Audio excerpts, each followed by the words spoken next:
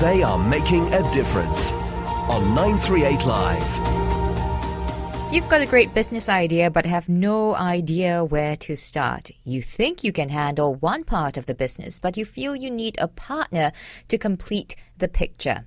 Enter Crib. Crib is a social enterprise that aims to empower and encourage women from all walks of life to create successful, responsible, and innovative businesses through networking, matchmaking, and business incubation. All this while maximizing the elusive goal of achieving a fulfilling work-life balance. I find out how Crib is doing all of this with co-founder Ms. Tjin Lee. It's based on the principle of making entrepreneurship easy, like as easy as ABC, we call it, where A's are angels, the investors, the people that invest in businesses to get them powered up and to get them going.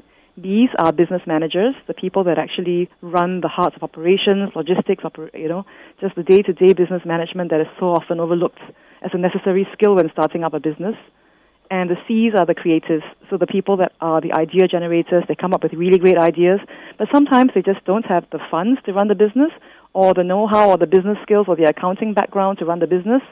So most women would recognize that they are either an A, an angel, or a B, which is a really good business manager, or a C, a creative. You can be more than one at a time. You could be an A who is also creative, or a B who's also an investor, but C's are creatives, are rarely B's. Mm-hmm. They're very good at managing their own businesses, which is actually one of the, I think, sort of the motivations for wanting to start Crib. Why did you think something like this for women was necessary? I think I started first as an entrepreneur before I became a mother. And I became a mother close to 2 years ago now. And in the course of that journey, I met a lot of women. Many of them were not working, or those that had just had a young baby and were, I guess, very upset about having to leave their babies and return to work.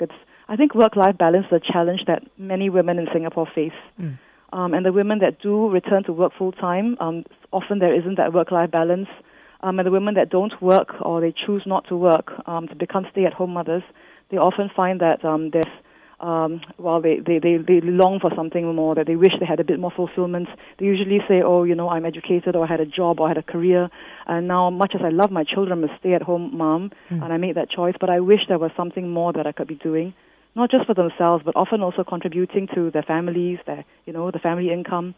So I think when I met a lot of these women and they were all saying the same thing, I said to myself, I have a really good balance here because I'm an entrepreneur and I'm a mother, and I have 9 businesses under my belt, but I still manage to find the time to take Tyler to the park. I can leave office at 4 o'clock and take him to the zoo, or I can take an afternoon off and take him to Universal Studios.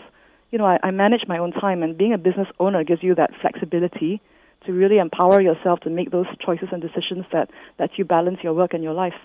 I mean, going back to the matches between the A's, the B's, and the C's, it's not just a matter of what kind of skills you can bring to the table. It's also got to do with personality. Exactly. It's also got to do with your background, your interests. How do you even put together a good match? Well, it's interesting. We found that there's a quiz that we put on our website, which is actually crib.com.sg. And when you take that quiz, it generally it asks you basic questions, whether you enjoy big picture brainstorming or things like that, or whether you're good or you're detail-oriented and you're meticulous. Generally, people tend to be one profile type or another. It's like you're an extrovert or you're an introvert. You're creative or you are, methodical. People generally tend to fall into profile types. Some people are all three. It's very rare. But we call them divergent, A, B, C, and D. The divergents are people who are actually fairly well balanced in they have the resources to invest, they are fairly business-minded, and they're also fairly creative, or they have a business mind.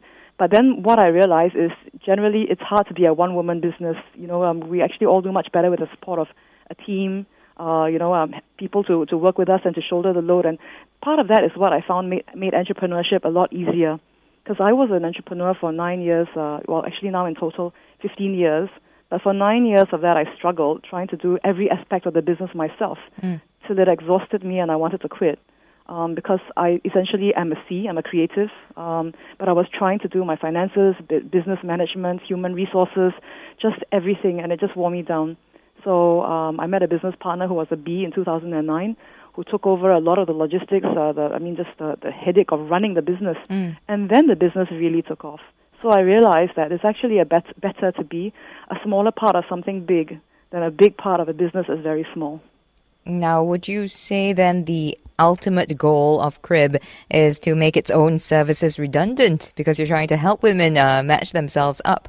Well, I think what's absolutely important to Crib is actually education of women, in the sense that I made a lot of those mistakes in starting a business that nobody told me about. I thought that if I have a great idea and I invest money in it, it'll take off, it'll work, it has to, because I have the passion and the drive to do it. But that's not all there is to entrepreneurship. I think I would say it's about 70% of it. But a lot of it is also knowing how to manage finances, overheads.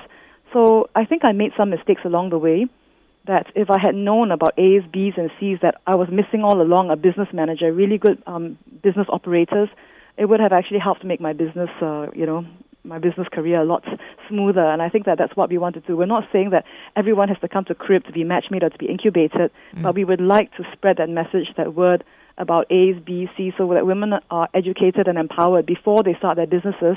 They know which boxes to check, what to look out for, and to make sure they've got all their bases covered, because the last thing we want to do is to see women invest their time, effort, and money into businesses and then have them struggle or fail. Crib is fairly new still. It was set up at the end of 2014 in September. How many successful matches would you say have been produced from Crib? Well, it's interesting. We've had our soft launch, and so far we have about 64 members on board. And the matching will be the next phase. At this stage, we're taking in business proposals. We've received 13 on the table. 2 or 3 are being evaluated right now for potential incubation. But our next session, the next thing we've got lined up will be what's interesting. It's called a Crib Mix and Matcher. It's a mix and match where we actually bring A's, B's, and C's together. And it's kind of like, a little bit like speed dating. So that's when we're going to put that out and try to, so women with ideas can share them with women who are looking for an idea to be part of or a business to be part of. And A's, the angels who are looking for something to invest in, can also be part of the mix and matcher. And that was Tjin Lee, co-founder of Crib. This has been They Are Making a Difference. Thank you for tuning in. I'm Daphne Lim. They are making a difference on 938 Live.